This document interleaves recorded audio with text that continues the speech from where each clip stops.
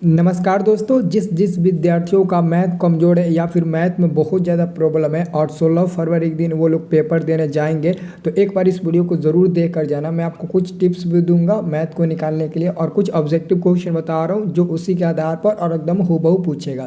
तो अच्छे से एक बार वीडियो देख लेना ताकि आप लोगों को ना मैथ अच्छे से आप लोगों का निकल जाए। ठीक है, तो चलिए हम वीडियो स्टार्ट करते हैं। तो जैसा कि दोस्तों पहला नंबर जो क्वेश्चन है, ऐसा क्वेश्चन एग्जाम में आएगा तो आप लोग को देखो कैसे टिक लगाना है। क्वेश्चन आपका है कि एक रैखिक समीकरण का घात होगा। तो दोस्तों याद रखना, रैखिक का मतलब होता है एक रैखिक समीकरण। तो एक यहाँ पर आया तो समझ जाना इसका आंसर एक होगा। तो एक रैखिक समीकरण का घात क्या होता है? एक होता है। तो एक पर टिक लगा देना और जहाँ भी होगा आप उसको पेंड कर देना जिस ऑप्शन में होगा। अब दूसरा नंबर क्वेश्चन है 10π/2 का मान होगा। दोस्तों देखो 10π/2 का मान निकालना बहुत आसान है। ये हमारा 10 हो जाएगा और पाई का मान पता है क्या होता है दोस्तों? पाई का मान 22/7 होता है। अच्छी बात है, लेकिन त्रिकोणमिति में 180 डिग्री होता है पाई का मान। तो पाई का मान 180 डिग्री रखेंगे, बाटा में 2, तो ये कितना बार में कट जाएगा? 90 बार में कट जाएगा।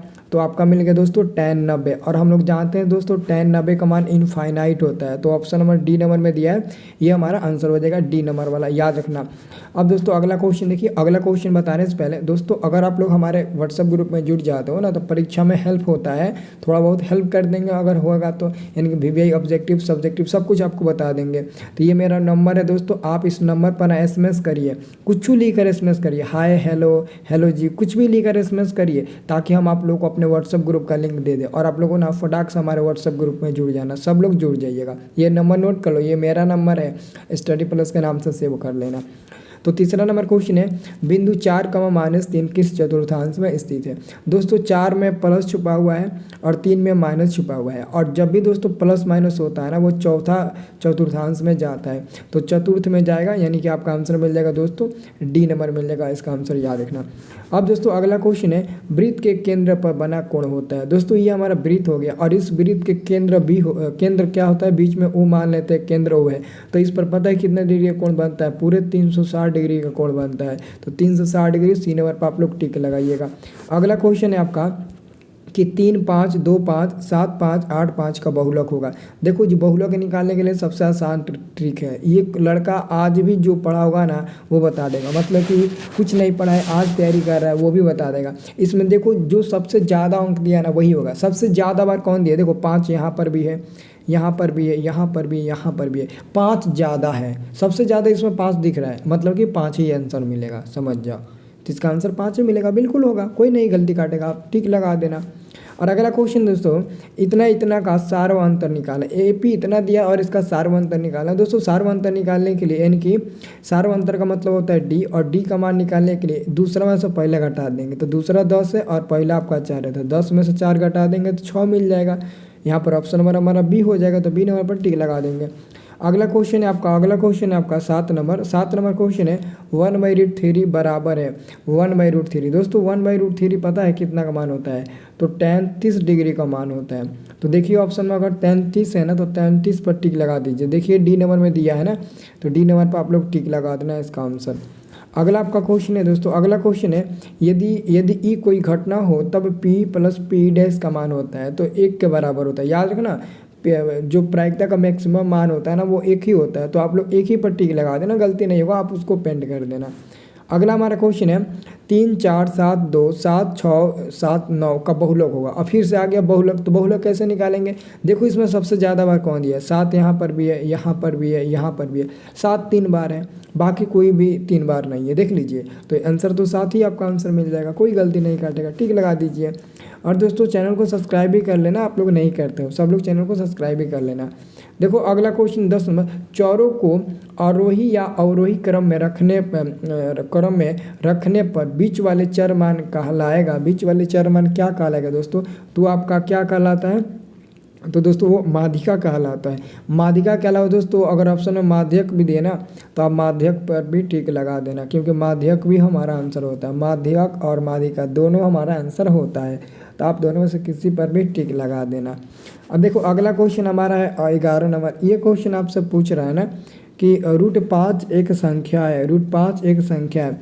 तो दोस्तों √5 क्या होता है, √5 एक अपरिमेय संख्या होता है ना, तो आप लोग अपरिमेय संख्या पर टिक लगा देना। ये अपरिमेय, देखो जो रूट में होगा वो अपरिमेय होगा, जो रूट से बाहर होगा वो अपरिमेय नहीं होगा, परिमेय होगा। अब देखो कह रहा है कि मूल बिंदु से की दूरी मूल बिंदु से निकाले। दोस्तों किसी भी बिंदु की दूरी निकालना होगा मूल बिंदु से ना, तो ये वाला फॉर्मूला याद रखना, √x² प्लस में y², ठीक है। तो x का मान 4, 4 का स्क्वायर 16 प्लस y का मान -5, -5 का स्क्वायर 25, माइनस में 25 नहीं केवल 25 होगा, नहीं तो बहुत लोग माइनस लिख देते हैं 25। और दोनों को जोड़ोगे ना तो रूट में 41 मिलेगा, और √41 यानी कि आपका ए नंबर मिल जाएगा। बहुत लोग सोचेंगे माइनस होगा, नहीं माइनस पर मत टिक लगाना, इधर माइनस देख कर मत समझ जाना कि माइनस ही इसका आंसर होगा। अब देखो अगला क्वेश्चन है, बाह्य बिंदु से वृत्त पर खींची गई स्पर्श रेखाओं की लंबाई होगी। तो वो दोस्तों जो लंबाई होती है ना वो समान होती है, समान के अलावा बराबर भी होती है ना, समान को ही ना हम लोग बराबर बोलते हैं, एक दूसरे के समान है यानी कि एक दूसरे को वो दोनों बराबर है, याद रखना। अगला क्वेश्चन ध्यान से देखिए, तो एक शंकु की ऊंचाई 24 सेंटीमीटर है और आधार की त्रिज्या 6 सेंटीमीटर है, तो आयतन क्या होगा, यानी कि शंकु का आयतन दोस्तों होता है 1/3 पाई r² होता है। तो क्या हो जाएगा 1/3 पाई, r का मान दोस्तों कितना, r का मान 6 है ना, तो 6 गुणे 6 हो जाएगा, और गुणे में दोस्तों h का मान आपका कितना है 24 है ना, तो 24 हो जाएगा। तो ये 2 3 6 3 दूने के 6 2 बार में कट गया।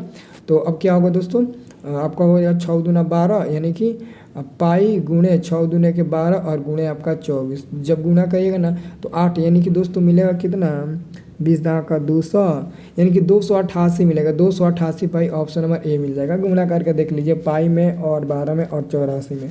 आप पाई का मान यहाँ पर मत रखना क्योंकि ऑप्शन में पाई का मान रख कर नहीं आंसर दिया है।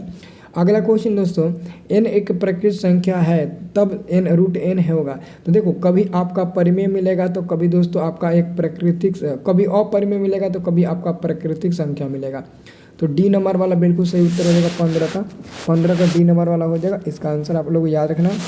अब दोस्तों अगला मैं क्वेश्चन की बात करूँ ना, ये क्वेश्चन चैलेंज देता हूँ, बहुत लोग नहीं बताते हैं, और ये क्वेश्चन दोस्तों आपके एग्जाम में आएगा, ध्यान में रखना।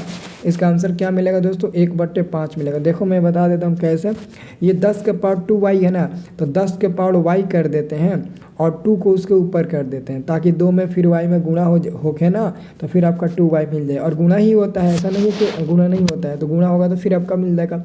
और बराबर में 25 को हम लोग 5 के पावर 2 लिख सकते हैं, तो ऊपर का 2 कट जाएगा ना, तो 10 के पावर y बराबर 5 मिलेगा। और आपको 10 के पावर -y का मान निकालना है ना, तो अगर आप -y लगाएंगे ना तो ये 5 ना बाटा में चला जाएगा, यानी कि 1/5 मिल जाएगा। तो इसलिए हमने आंसर 1/5 पर टिक लगा दिए। अगला क्वेश्चन देख लीजिए दोस्तों, अगला क्वेश्चन है कि 2k-1 के समीकरण इतना का हल है तो k का मान क्या होगा। तो यानी कि दोस्तों यहाँ पर आपको दिख रहा होगा ना, ध्यान से इधर आप लोग देखिए, ये 2k-1 x का काम करेगा और केवल k आपका y का काम करेगा, यानी कि x, y है। तो देखिए इसमें रखिए, तो आप लोग रखिए तो 10 x का मान रखिए, 2k-1 रखिए, और -9 y का मान k रखिए, और बराबर में क्या है, बराबर में 12 है ना, तो 12 रख दीजिए। जब गुणा करिए तो 10 दूने के 20 के -10 और -9 के और बराबर में 12 हो गया।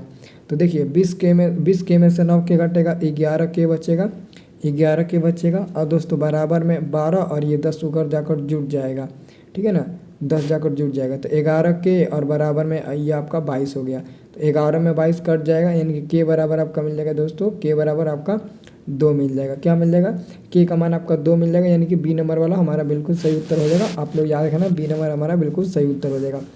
अब दोस्तों मैं अगला क्वेश्चन की बात करूँ, देखो तो अगला क्वेश्चन का आंसर बताना बहुत आसान है।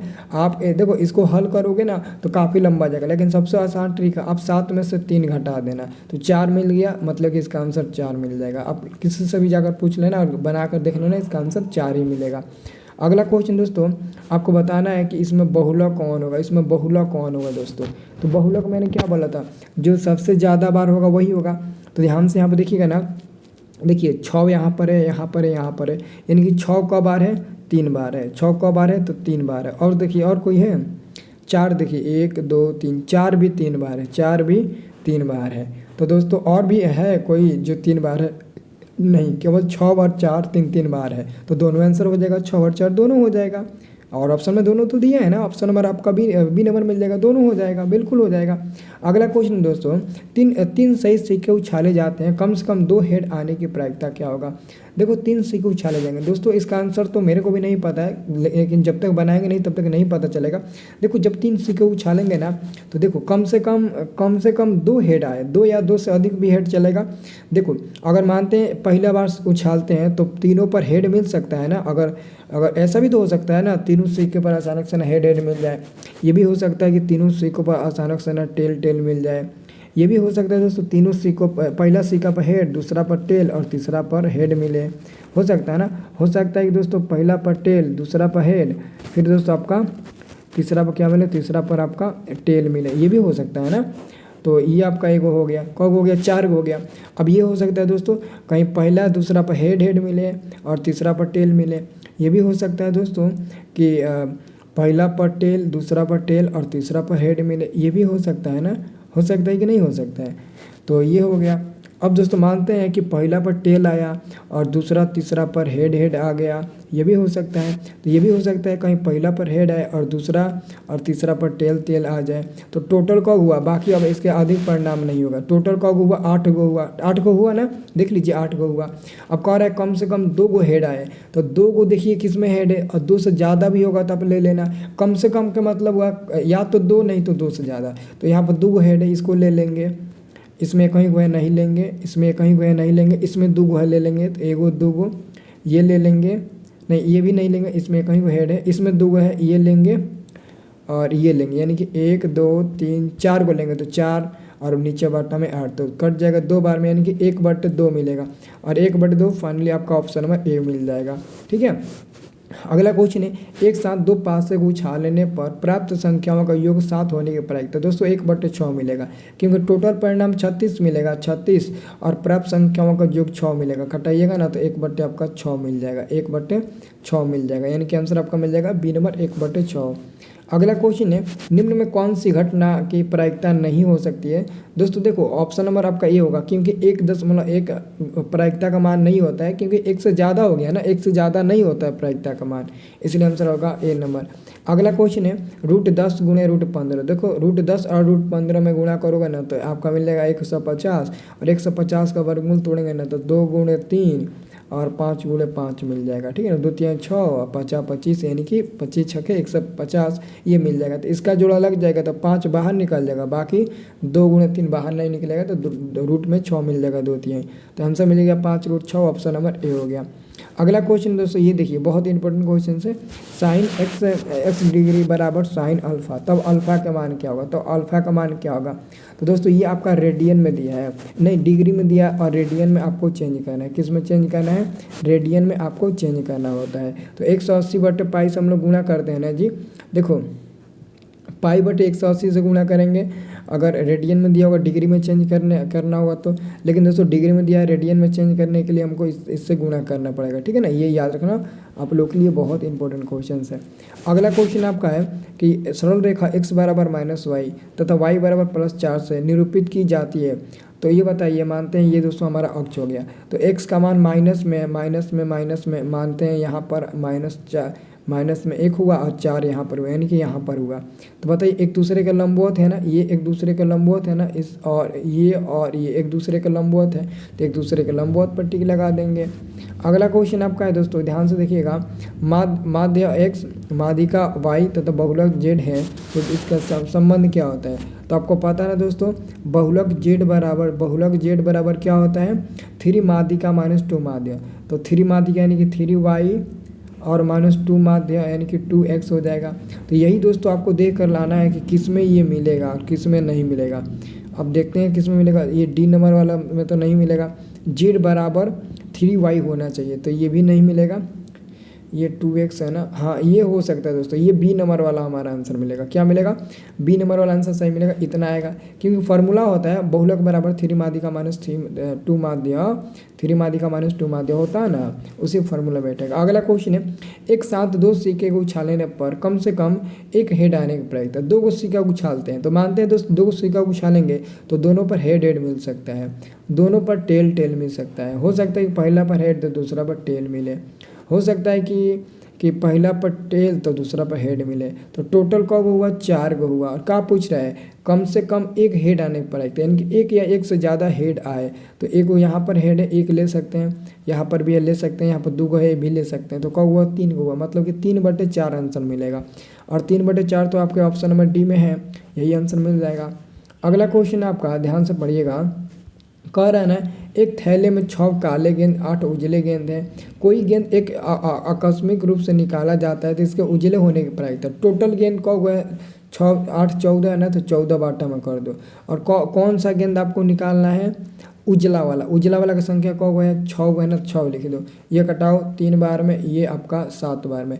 3/7 कहाँ दिया है, ऑप्शन नंबर डी में, यही आंसर हो जाएगा 3/7। लगा दो टिक, गलती नहीं। अगला क्वेश्चन दोस्तों, यदि पी और क्यू 2 अभाज्य संख्या है तो इसका मौसा क्या होगा, हमेशा 1 होता है। 1 और 2 नहीं, बल्कि केवल और केवल 1 ही होता है। आप लोग इसका आंसर याद रखना।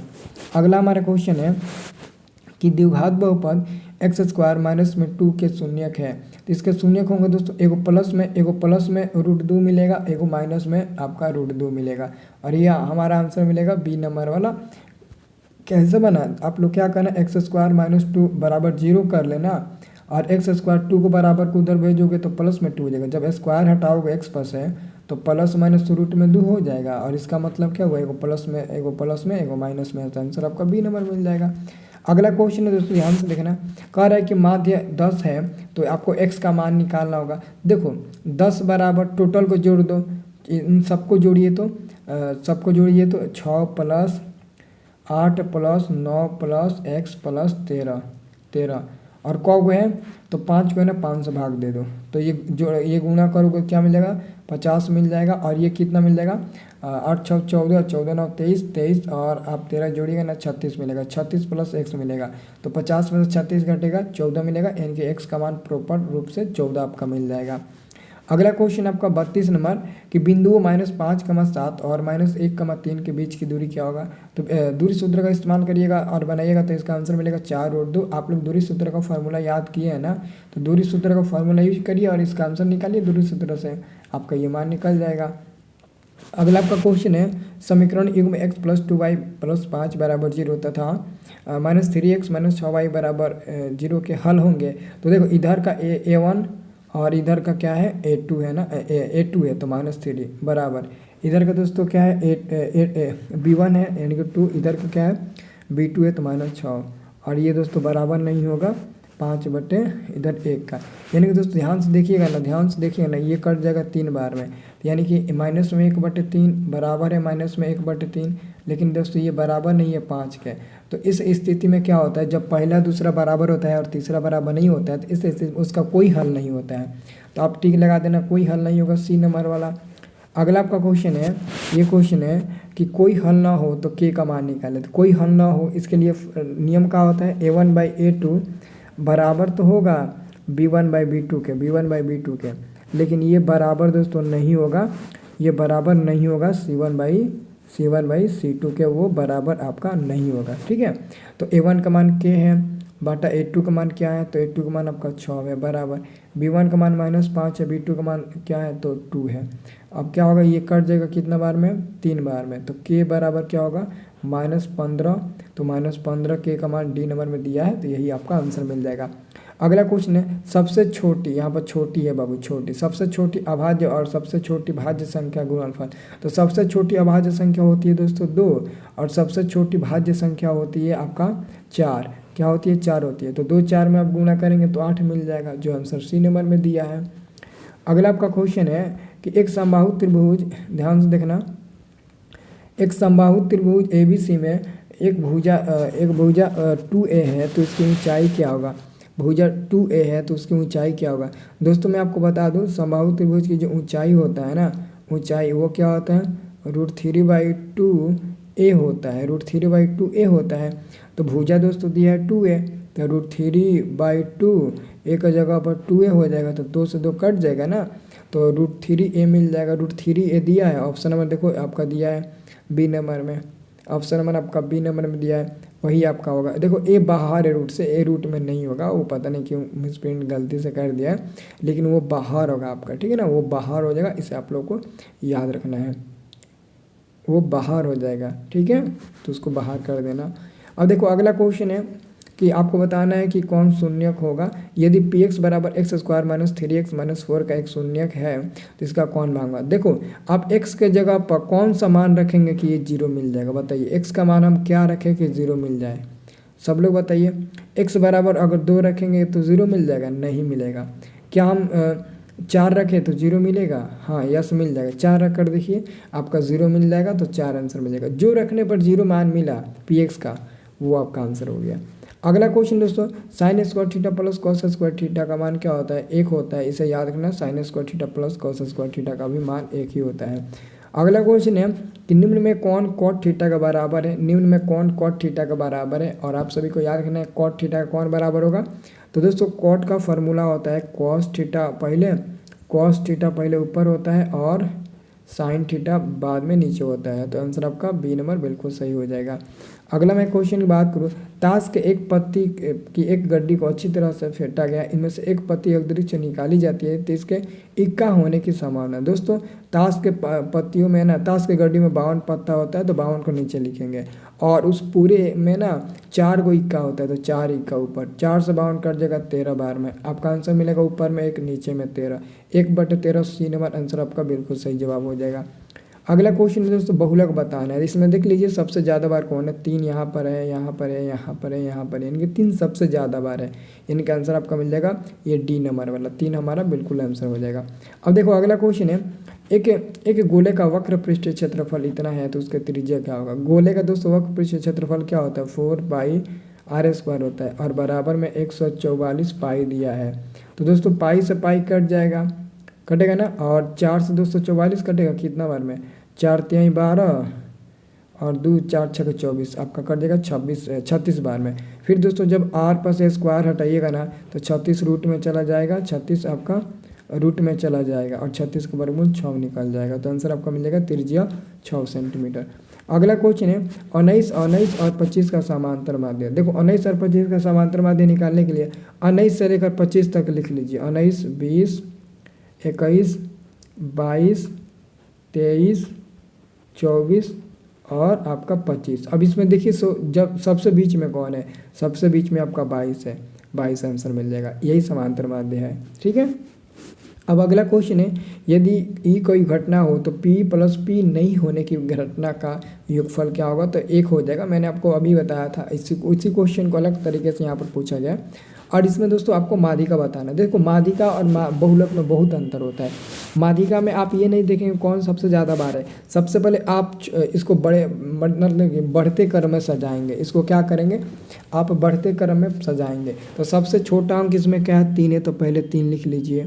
और 3 से बड़ा क्या है, 4 है, नहीं है, 5 है ना, तो 5 लिखिए। 5 से बड़ा 6 है, 6 से बड़ा 7 है, 7 से बड़ा क्या है, 8 है, 8 से बड़ा 9 है, 9 से बड़ा 10 है, 10 से बड़ा 11 नहीं है ना, 12 है ना, तो डायरेक्ट आप 12 लिखिए। और कोई है, 1 2 3 4 5 6 7 8, 1 2 3 4 5 6 7 8। अब बीच में कौन दिख रहा है, तो दोस्तों बीच में ना हमको 2 गो दिख रहा है, एगो 7 और एगो 8, इधर का 3 इधर का 3, देख लीजिए बीच में 2 गो दिख रहा है। बीच में जो दिखता है ना वही आंसर होता है। तो बीच में 2 गो दिख रहा है तो 2 गो आंसर होगा, नहीं, अगर एगो दिखता तो आंसर वही हो जाता है। लेकिन जब 2 गो दिखता है ना तो दोनों को जोड़कर 2 से भाग दे देते हैं, तो जोड़िएगा तो 15 मिलेगा, 2 से भाग देंगे तो मिल जाएगा आपका 7.5। तो 7.5 आपका आंसर बी नंबर मिल जाएगा, ठीक है। तो इसको अच्छे से कर लीजिएगा ना तो आपका एग्ज़ाम बहुत अच्छे से निकलेगा। अभी और क्वेश्चन है जी, यहाँ पर देखिए ये क्वेश्चन आपका कि बहुलक का मान निकाले है। तो इसका बहुलक का मान कैसे निकालिएगा बताइए। तो इसमें सबसे ज़्यादा बार कौन है, 9 यहाँ पर भी है, यहाँ पर भी है, और यहाँ पर भी है। 9 सबसे ज़्यादा बार है तो 9 आपका आंसर मिल जाएगा। जो सबसे ज़्यादा बार है ना वही हमारा आंसर मिल जाएगा। जो सबसे ज़्यादा बार रहता है ना वही हमारा क्या होता है, वही हमारा आंसर मिल जाता है। तो आप लोग को भूलना नहीं है, जो सबसे ज़्यादा बार रहता है ना वही हमारा आंसर मिल जाता है। और अगला क्वेश्चन है, निम्नलिखित में कौन अभाज्य संख्या है, तो जो किसी भी अंक से न कटे वही अभाज्य होता है। तो 13 किसी से भी नहीं कटेगा, यही हमारा अभाज्य हो जाएगा। तो दोस्तों ये था आपका VBI क्वेश्चन, इसको एकदम याद कर लेना अच्छे से आप लोग, ठीक है।